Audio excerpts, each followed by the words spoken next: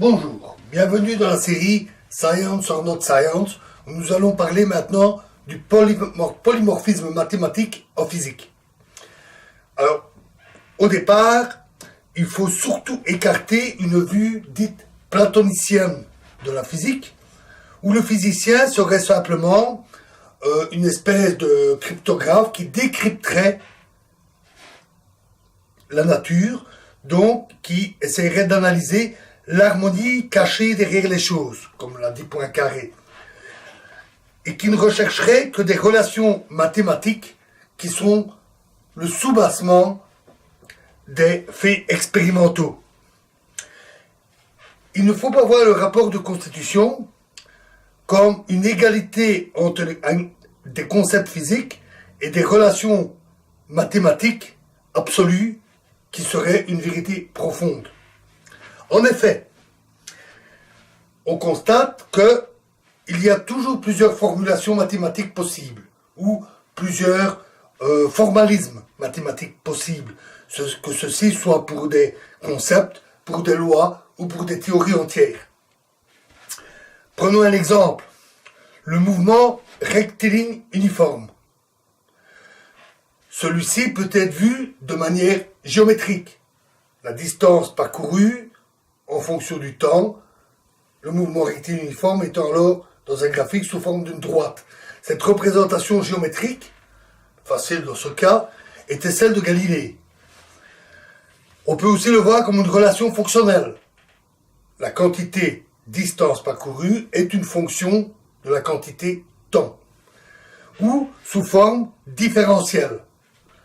On parle alors de vitesse constante ou d'accélération nulle. C'est l'approche de Isaac Newton. C'est encore celle actuelle. Dans un exemple un peu plus sophistiqué, en dynamique, comment représenter les phénomènes dynamiques soumis à des champs de force dits conservatifs, c'est-à-dire une conservation de l'énergie. On peut par exemple adopter un formalisme d'équation différentielle, comme Hamilton, ou un formalisme basé sur des principes variationnels et intégraux, comme Lagrange. Il existe encore bien d'autres façons, et ce polymorphisme, dans les représentations mathématiques ou dans les formalismes, se retrouve partout, absolument partout, aussi bien dans les anciennes théories que dans les théories les plus modernes. Alors, il existe, entre les différentes représentations mathématiques, un certain isomorphisme, c'est-à-dire qu'on peut trouver des transformations qui permettent de passer d'une représentation à l'autre. Cela a été fait, par exemple, en mécanique quantique, assez rapidement. Plusieurs formalismes furent construits. Le formalisme matriciel, le formalisme fonctionnel, matriciel Heisenberg, fonctionnel Schrödinger, puis on montra que ces deux formalismes mathématiques étaient en fait équivalents. Mais s'ils sont équivalents d'un point de vue mathématique, ils ne le sont pas nécessairement d'un point de vue physique. D'une part, par l'interprétation et les concepts tels qu'ils sont liés à ces représentations mathématiques. Et d'autre part, lorsque la théorie physique doit subir une évolution, certains formalismes mathématiques peuvent convenir et d'autres pas. Les différentes formulations qui existent ou qui ont existé pour les différents concepts, lois, théories, sont souvent liées à des évolutions historiques de la physique ou des lois ou de ces théories, à des changements épistémologiques, donc dans la façon de voir la connaissance et de la façon de la représenter, ou dû à une certaine maturité de la physique, des théories physiques. Au XXe siècle, la relativité générale, la mécanique quantique ont subi des mutations dans leur représentation assez profondes grâce à une meilleure compréhension des théories physiques qui étaient sous-jacentes et trouver donc des représentations mathématiques plus adaptées à représenter cette physique. Parfois, le formalisme mathématique, tel ou tel formalisme mathématique, est plus adapté à telle ou telle situation. Parce que la physique ne se limite pas à de belles théories, on les applique, ces théories. On les applique pour résoudre des problèmes concrets. Et ces problèmes concrets peuvent être parfois très compliqués à résoudre d'un point de vue théorique ou d'un point de vue numérique sur ordinateur. Et adapter tel ou tel formalisme peut parfois être plus utile dans telle ou telle situation. C'est d'ailleurs une des raisons pour laquelle l'axiomatisation de la physique est difficile, c'est-à-dire faire dériver la physique d'un petit nombre de postulats, d'axiomes, comme on le fait dans des théories mathématiques. C'est difficile à cause de polymorphisme, parce que les postulats eux-mêmes peuvent varier. Un exemple très simple, en relativité restreinte, relativité d'Einstein, on peut partir soit du postulat que la vitesse de la lumière est invariante, elle ne dépend pas de l'observateur, ou bien on peut partir d'un postulat sur la structure de l'espace-temps et dire qu'il obéit à l'espace-temps de Minkowski. L'un comme l'autre conviennent pour construire la théorie, et donc on peut choisir l'un ou l'autre postulat. On peut démontrer l'un avec l'autre, c'est-à-dire que si on choisit un postulat, l'autre devient un théorème. Et choisir l'un ou l'autre est souvent une question de point de vue. Le fait qu'on préfère adopter certains types de postulats, souvent pour des raisons philosophiques. Le choix des formalistes dépend donc de l'évolution de la théorie. Donc je l'ai dit. Par exemple, on est parti des théories classiques pour partir ensuite au XXe siècle vers des théories relativistes et des théories quantiques. Et les formalismes les plus adaptés ne sont pas toujours les mêmes. En théorie quantique des champs, par exemple, le formalisme lagrangien, donc de Lagrange, j'en ai parlé, est incontestablement celui qui est le mieux adapté. Alors que, en relativité générale, le formalisme de la géométrie différentielle est celui qui est le plus adapté. Notons que les choix faits par les théoriciens sont souvent teintés d'idéologie ou de philosophie. Les théoriciens sont des êtres humains, ils ont leur propre goût, leurs propres idées, une certaine philosophie, donc une certaine façon de voir et de comprendre le monde, et aussi d'ailleurs certaines compétences en mathématiques. Ces choix idéologiques ont existé à toutes les époques.